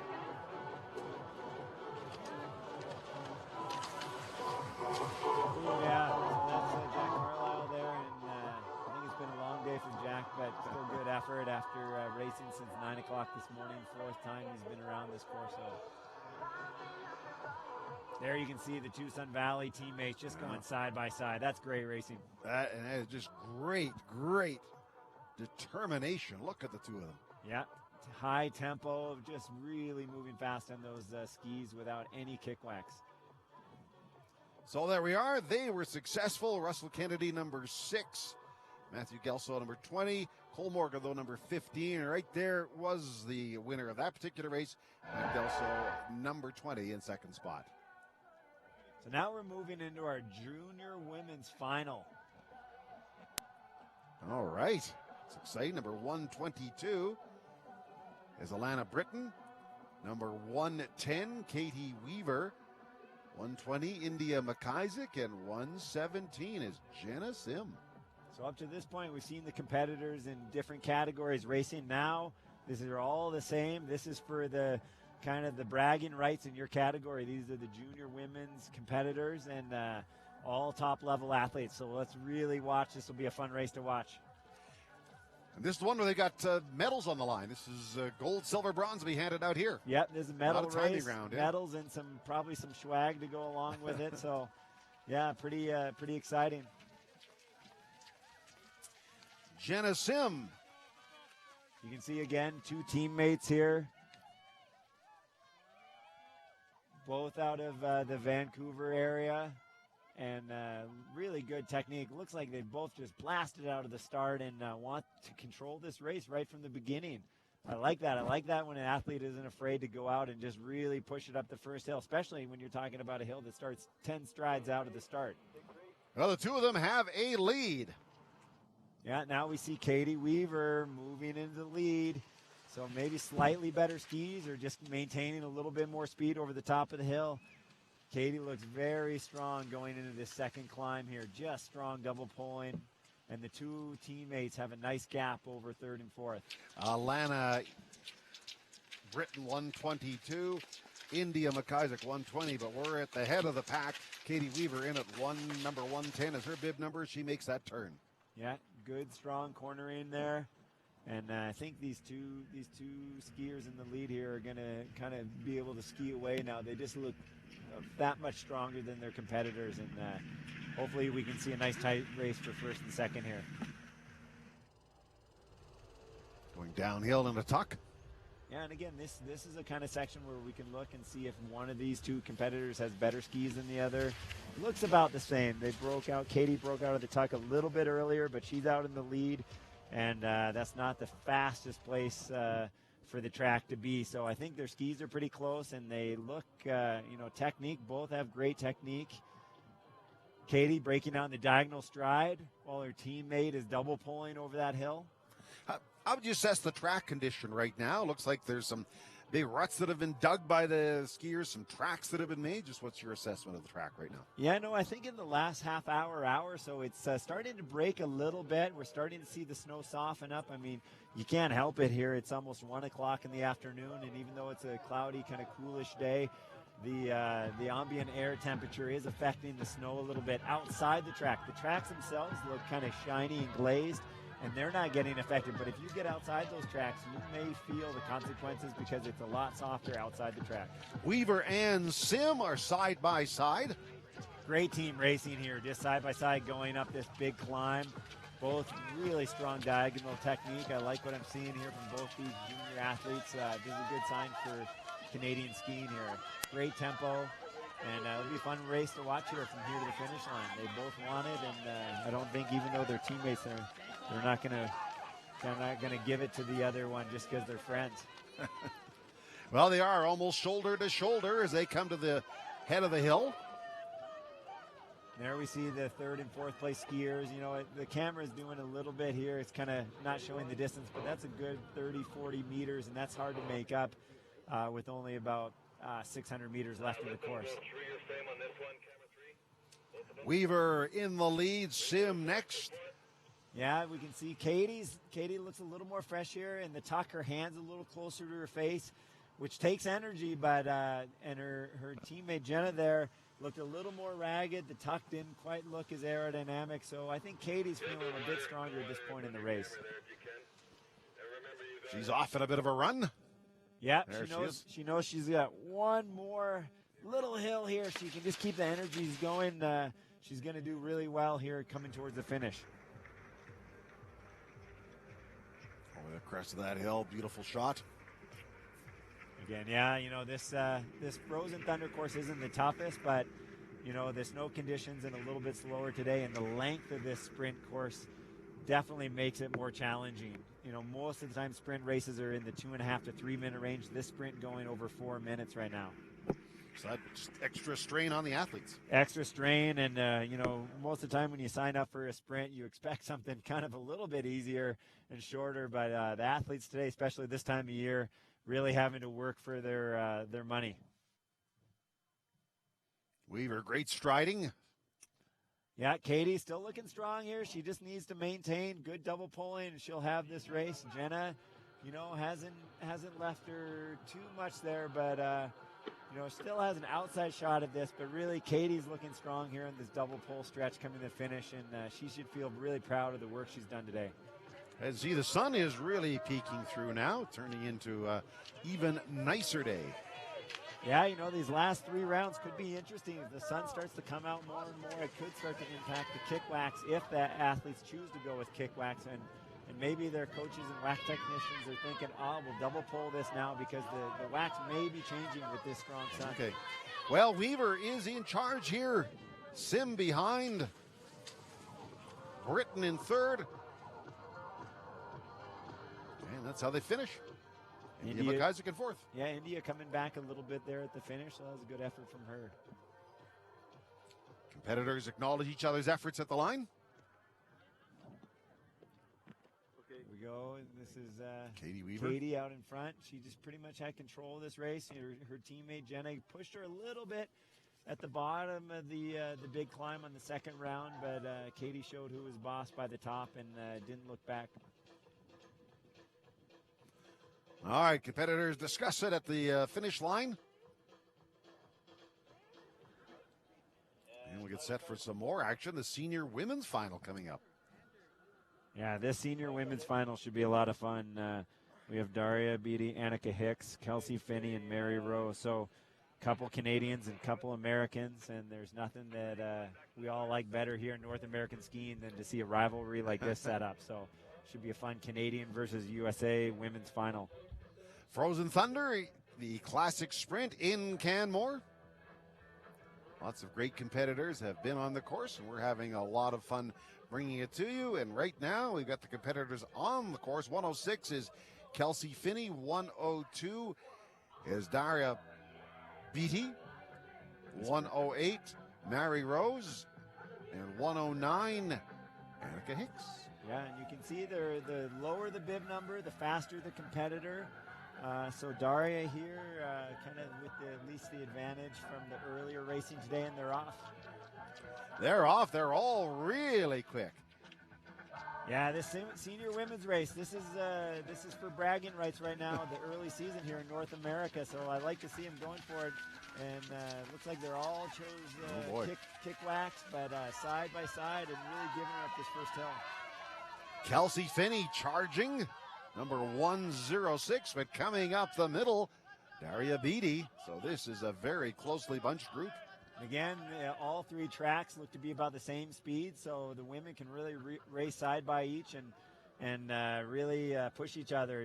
You know, you don't. Yeah, now we can see Annika hopping in behind Daria. Great call for Annika. Annika's a little bit smaller and can hop right in Daria's draft there. Great spot for her to be in. Well, they're setting a tremendous pace. Daria Beatty with the lead, 102, but competitor 106, Kelsey Finney, right on the hip. Yeah, and look at Annika. Didn't have to start pulling, was just standing up, resting behind Daria. That's going to pay off for her later in this race, I think. All right, they're the competitor. They are setting what looks to be a blistering pace. Kelsey Finney's actually interesting. Her dad, Davis Finney, was one of the best cyclists for the U.S., rode in many Tour de France's, and obviously those athletic genes have been passed down to her. There's the four competitors going by. Into a tuck. Okay, Daria staying out in front. She wants this one, but she's got to be careful, leading too much too early. We'll see, because although it's nice to be on front, you don't get tangled up with anybody. That your competitors can be right in behind you and just saving energy. So there they are, bunched close together. 102, Daria Beatty. 106, Kelsey Finney. 109, Annika Hicks. All very, very close, just a few strides away from each other. I can really tell that Daria's been working on her double pulling this summer. It looks very strong, very concise. Yeah, I really like what I'm seeing there, and that just makes going up the hills even easier because you're more efficient and you're able to save a little energy for this last push up the big climb here. This is where the race is going to happen, I think. Beatty with the lead, but not by much. Nope, still everyone. This is pretty much everyone's race in the top three at least, and you can see Annika there still just trying to maintain contact. Daria choosing to ski in front, right in the middle track. Boy, they are as close. They're following each other's footsteps. Yeah, and again, they're just like Kelsey's just going stride for stride with Daria. Great place to be. She can kind of conserve a little bit of energy, follow her over the top of the hill. There's no reason to get in the lead just yet. Let Daria, especially again, Daria, is a very tall woman, and Kelsey knows she can get a good draft off her. So, especially coming from a bike racing background like her family's had, this is she's going to be very savvy as far as tactics go. They're over the hill. Martin, this is still a four lady race. I like it. This is one of the best rounds we've seen yet. And Mary Rose not out of this thing, bib 108. She is still in contact. They're all very closely bunched together. And although this second hill is smaller, it's actually it's a tough push. And there we can see Mary on the back struggling a little bit. Kelsey decided to get out of the track with the herringbone technique there, so the wax maybe not quite as good, but she takes the lead with that move. All right. Oh, this is going to be great. Right down to the line here. This is the best heat we've seen all day. Kelsey Finney, 106. Side by side with Daria. Mary Rose not out of this thing yet. Annika still in there. Now skis and double poling are going to pretty much determine this race. There you see Daria hop into the slipstream of Kelsey. There's real tactics going on as we come to the finish. Yeah. Over these little rollers that are kind of tough because they're right in between striding and double pulling, but these women are so strong, they're just going to double pull over both of them. Daria throwing in some kick double pulls there. This is a great race. Annika still in there for third, and even a shot at second, I think, if she can really push hard here to the finish. Now Daria looking to make a pass here. She makes an inside move here. She should have a good shot at it. Let's go, Daria! Kelsey still pushing out in front, though. Go! Mary just feeling the effects of that second lap there. As they come to the finish line, Katie, I'll get the exact results. We had a little technical difficulty on our part, but Mark, we're trying to wait for the results here on the screen. We lost our screen just at the finish there. There they are coming down the stretch. In top spot, Daria Beatty.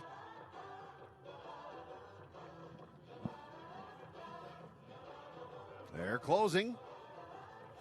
Kelsey Finney coming in first. Daria Beatty, Annika Hicks, and Mary Rose. So we did get those. So Kelsey did hold it off great. Now we're moving on to our junior men's final. Ryan Jackson, 25. 33, Michael McIsaac-Jones. 23, Gareth Williams. And 34, Reed Godfrey. Perfect, thank you. Yeah, Reed, one of the Godfrey boys here, twin brother Ty, not in the competition right now, but Reed's going to be doing the skiing for the family here this afternoon. Ryan Jackson was one of the athletes that was profiled earlier, one of the top juniors.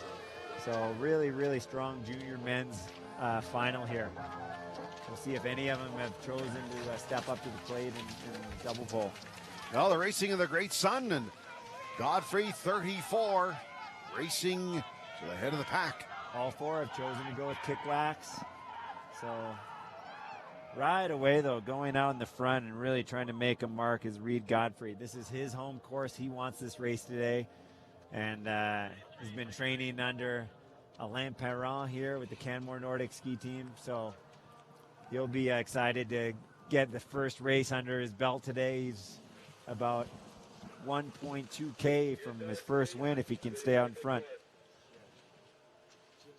23 Williams, a 34 Godfrey, 25 Jackson, 33 McIsaac-Jones at the front of it.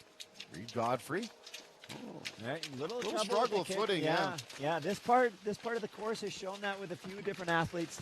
They have good kick on the first climb, but slipping a little on this shorter second climb. But Reed still out in front, and he's looking pretty strong. Is that just maybe a little fatigue or just trying to do too much? I think it's a little fatigue, and also that part of the course has gone herringbone, and the track might not be as solid in that area as in other parts of the course. You see Ryan going right side by side with him. Great to see him pushing him here now. Yeah, the two of them are side by side. Ryan has an older sister, Jen Jackson, who's a really top female competitor last season. But right now, he wants to make his mark on his own in the junior men's category. Going for the lead. Looks like Godfrey, though, just sitting back, has good skis, was able to use a little bit more of that tuck across the flats there. Now I really think between these two guys is going to come down to the top of this next climb. They'll both be pushing hard at the bottom, but we won't see who's got the real power today until the top. Well, they make the turn and head towards that initial climb. We'll see who gets to the top and able to tuck down. Reed for sure having more crowd support here, being the hometown, as actually lives right down the street from me, so it's good to all see him out training and still staying in contact with Ryan. Ryan pushing hard though. Ryan's a very tough competitor mentally. He's gonna just fight tooth and nail for this thing the whole way. Jackson is 25. Right behind 34, Reed Godfrey. As they hit the hill. Yeah, Gareth Williams in third place, coming back a little bit on Godfrey there. So now things getting a little bit spread out, but still within striking distance for first, second, and third. Fourth going to be pretty much out of the race here, but first, second, third, a lot can still happen between here and the finish line. Ryan Jackson with a great push. Now really fighting, just Yes. giving it everything, kind of scrapping it on this last hill, last corner. We have seen some other competitors, make mistakes on this hill just by, when there's no track and you're trying to scramble like that, it's easy to get your pole stuck between your leg and fall, or the wax biting. But not for Ryan. He's out in front. He's going to increase his lead over here, and I like his tempo. Yep. Has he ever really started to pull away? Now Reed Godfrey in second. Better keep an eye on third place there. Yeah, lots of distance between the competitors now. Our top junior athletes here are pretty competitive with the seniors, so this is going to be interesting to see the actual time for this compared to the senior athletes for Ryan, because he's really moving now. Look at that tempo. Jackson, Godfrey, Williams. Yeah, Ryan Jackson making this last part look really easy, and I got to like it. He's not dying at all, and this is going to be an exciting season for him, I think. Yeah, he's got energy to burn, it would appear. Yeah, now we see the battle for second and third. And actually, Reed's dropped back to third, so he wants to get that second spot. And I think he's going to end up third, and Gareth Williams is going to get the silver medal in this competition. That's what it is. Reed Godfrey third. In the fourth position, Michael McIsaac-Jones. Yeah, great race. You can see now that we're into our finals with the junior men, junior women, senior women, and now onto the senior men. The competition's really tightened up, and we're seeing some great racing here. Looking forward to this men's final now. And we have Len Valius, Graham Killick in it, Julian Locke, who is the top competitor, at least from today moving forward from the last round. He won his last round heat, but Len Valius, a 5-time medal winner. I coached Len for 6 years, and he's 6'6", and he's got a lot of experience, so it's going to be a tough man to beat today. Number 12 is Dominique Monsignroux, number 32. As we have several competitors on the track. Yeah, so they've put a couple other athletes in here. They put Alex McDonald. Yeah, they put Brian McKeever in here too. So they've made this men's final a little bit more competitive, adding 2 competitors, moving them up from their earlier bracket. 32, Alex McDonald. 2, Newt Jonsgaard. Yeah. 22, John Hegman. And right now, it's Jonsgaard at the head of the pack. Yeah, it's pretty interesting. So I don't see Valius. He looks like he's decided not to race this last final for some reason. So it's going to be left up to Canute from the national ski team to take this thing away for the athletes that represent their country here in Canada. Over the hills they go. Very, very short lead for Newt Jonsgaard. Yeah, the top 2 athletes there in their tuck still. Canute's now falling back. Yeah, Julian Locke took the lead. Yeah, Julian right to the front here. So he's been strong. He was strong in the last heat, and this is the kind of message, he's on we've been training out of Canmore this summer, and kind of wants to send a message. Looks like Killick and Valius have officially scratched from this final, so that's why we had some other new competitors in the men's final here. Combined it into a 6-athlete competition. Julian still out in front there. But competition right behind. Hegman, number 22, right behind. Hegman kind of been quiet today, so, if he can come out and get on the podium here, I think that would be a massive day for him. Sun has gone behind the clouds. Julian looking strong. Sorry, Mark. Julian looking strong from the front here. But John, man, this is where you actually have to give it to the younger competitor. Who's in it and wants to really show what he's made of. We've got Brian McKeever now storming up to the front with those skate skis. He's a strong double puller. I think he's the only guy here in the final that's going with double pulling. So we'll see how it goes on this last hill. This is what Brian's been training for, double pulling all summer. This is close. They are side by side. Now break into stride. Brian, having competed in many Paralympics, is one of the most decorated Paralympians with gold medals. You see the double pull getting tough there for him. But if he knows if he can stay in contact, his skis are going to take him on that last couple hundred meters. So he's really just looking to stay in contact here. Julian really strong over the top, though, and now Julian's motivation is going to be to keep in the lead on this next uphill and around to the finish. He knows that Brian's going to be back there lurking with his skate skis, and he knows that Brian's a strong double puller. He's probably trained with him here in Canmore a bunch this summer, and it's going to be in the back of his mind right here. This is where Julian's got to put the pedal down. Lock number 5 in the lead, but right behind 22, John Hegman. John just really wanting to make a result. He's taking the inside line. Great move there. Staying in contact with Julian. Julian really pushing now. We'll see. We should see Brian coming in the picture. There's Brian in third. So for sure, Brian McKeever not out of this as a Paralympic athlete. He can win this race today. Yeah, he's an amazing athlete. And right now, he's got to go from third to first with those skate skis if he wants this thing. Well, still in the lead, though, is Locke.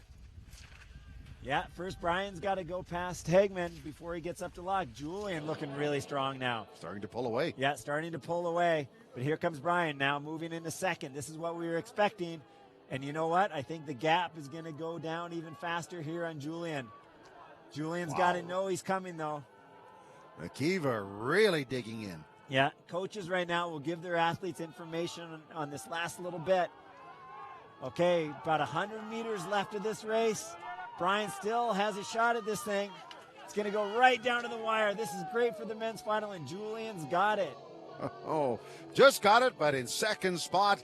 Looks like McKeever came through. What a race, what a finish. Yeah, John Hegman's got to be really happy with that also in third place. So Canadians going 1-2, U.S. third with Hegman. Great race for a men's final. As the competitors acknowledge each other's great performance, there's Knut Jonsgaard. Yeah, Knut qualified really well today, but didn't have the endurance to make it onto the podium in the men's final. Well, let's take a look at some of the top athletes that competed today. First of all, in the junior women's, Katie Weaver with the win. Kelsey Finney capturing the senior women's. Ryan Jackson, the junior men's, and Julian Locke, the senior men's. So great competition all around today as these athletes skied on what I would say was pretty close to an ideal track and an ideal set of circumstances here. Yeah, it was a great race today. I was really happy to see the level of racing through all the rounds and the way the track held up. And yeah, great way to start things. November 1st. I don't think it gets much better than this. We're chasing limits. Chasing limits is what we're doing, and having a lot of fun watching some of these young skiers, and they'll learn the way to get onto the national team and have future international success as they test the boundaries of what works, what they've got to do better, what they've got to do more of. But obviously having a lot of fun here at Frozen Thunder. The track held up well. Nice day for the competitors to ski, and we saw some great racing all around. It's been a wonderful day. Has been a great day. Thanks, Mark. Yeah, been a lot of fun. Really enjoyed it. We're going to check in on some highlights of some of the athletes coming up in a few minutes' time here to see exactly what's going on. But obviously, we've got some top athletes. Julian Locke, Brian McKeever, 1-2 in the senior men. Junior men, Ryan Jackson, Gareth Williams. Senior women's, Kelsey Finney, Daria Beatty. And junior women's, Katie Weaver and Jenna Sim. We'll get into all of those different results and what they will mean for the athletes. Let's check in and go to the finish line area and check in with one of the winners.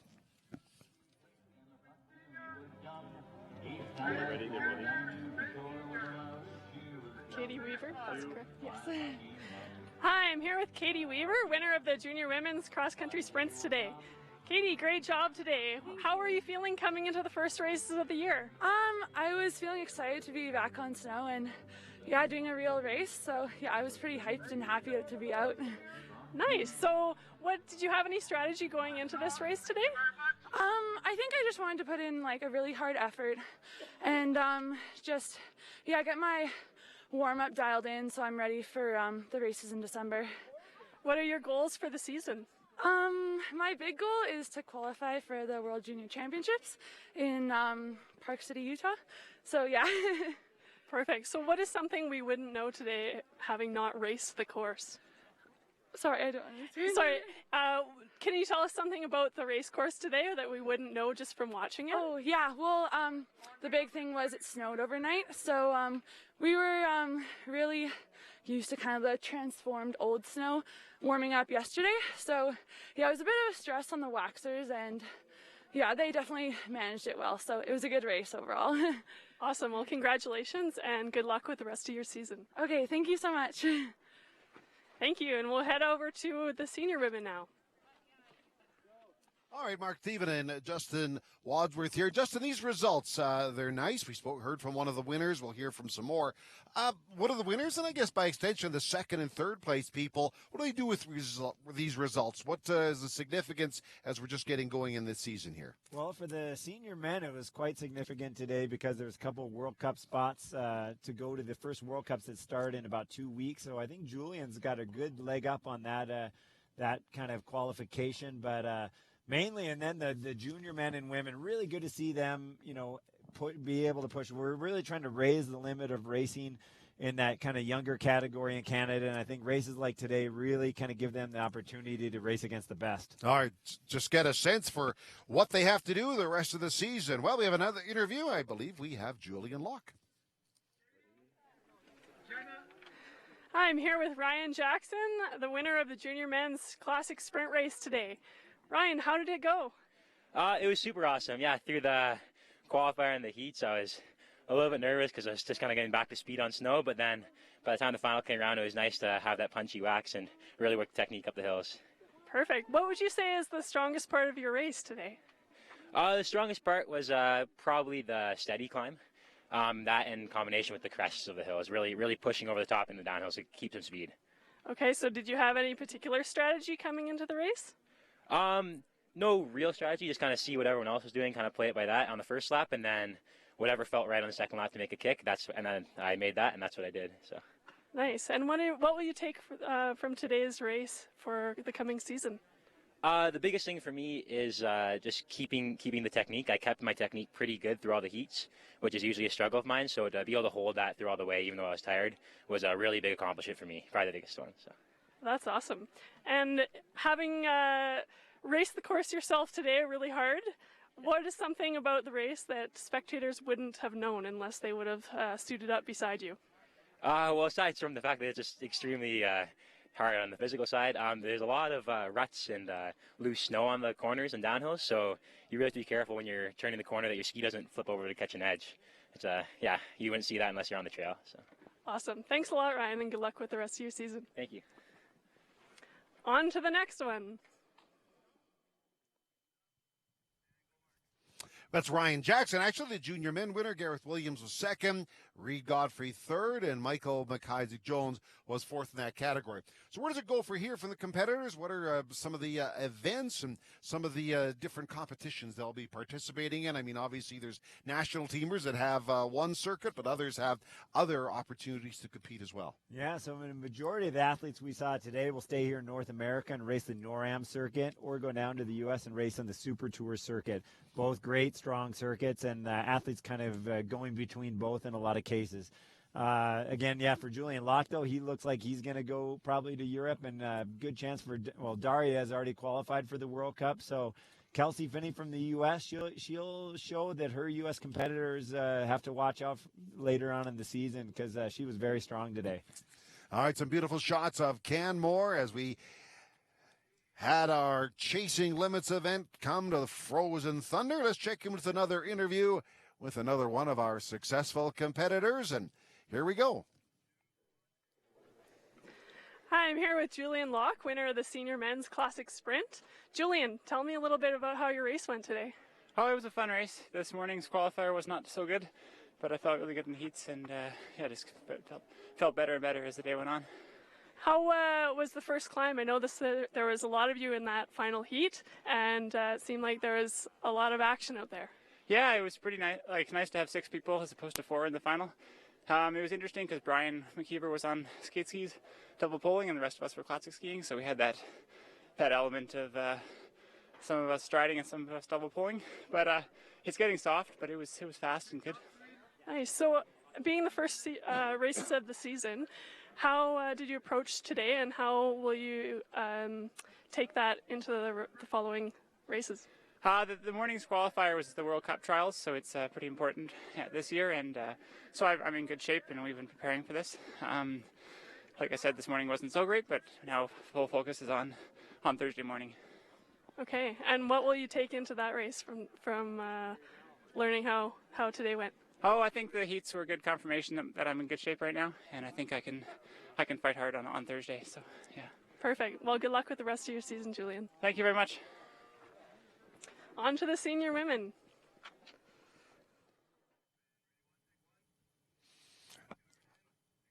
All right, well, Justin Wadsworth with Mark Stephen here as we take a look at some of the big events that took place today.